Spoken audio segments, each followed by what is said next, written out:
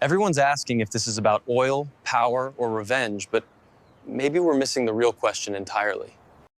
Before you analyze Iran and Israel geopolitically, ask what the prophets already said.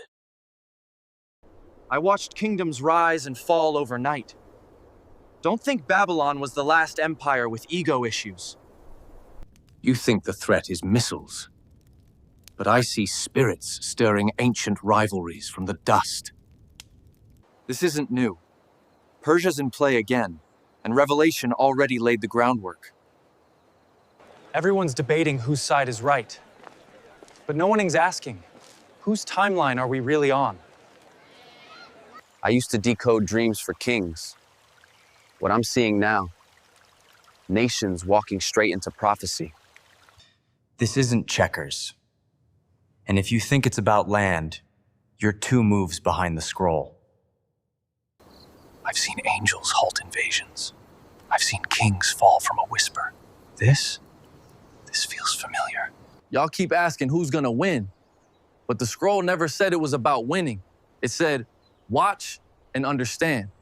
This beef between Persia and the land of Israel. Old news. It's been unfolding since the book of Ezra. We wrestle not against flesh and blood. This isn't about Iran or Israel.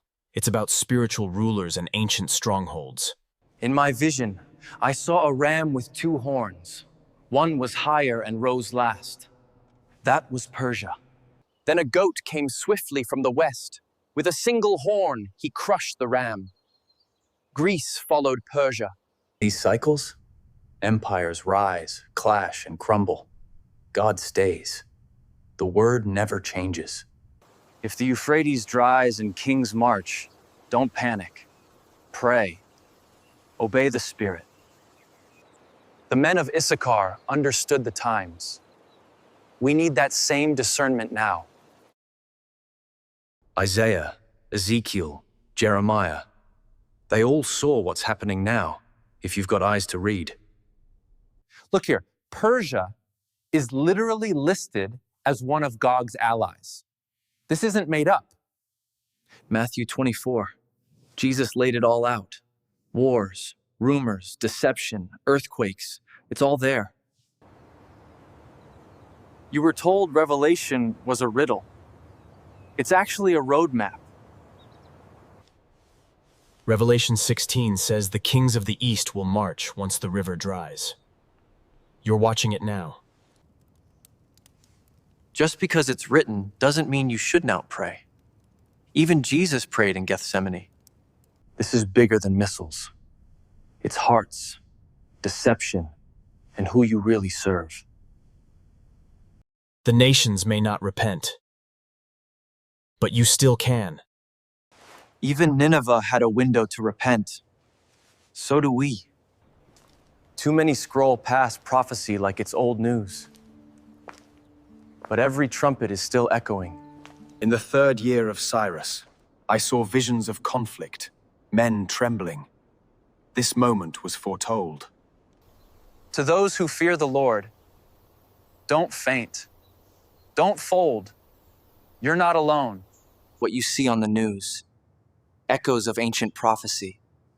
But there's still a bigger war inside the human soul. Iran, Russia, Turkey. Sounds a lot like Gog and Magog, doesn't it? Don't be fooled by headlines saying peace and safety. Paul warned us, then sudden destruction comes. You're not watching politics. You're watching seals being opened. One prayer shook heaven. One fast released angelic help. Your prayers still matter. I didn't eat royal food for 21 days because I needed answers. Maybe it's your turn. Stop scrolling the news. Ask what the Spirit is saying to the churches. Babylon thought it would never fall. Then the writing showed up. Blessed is the one who stays awake. Don't spiritually sleep through this. Watch Israel. Not for politics, but for prophecy. She's the clock God set. Don't just be informed, be transformed. Obey the Spirit. Read the Word. Time is short.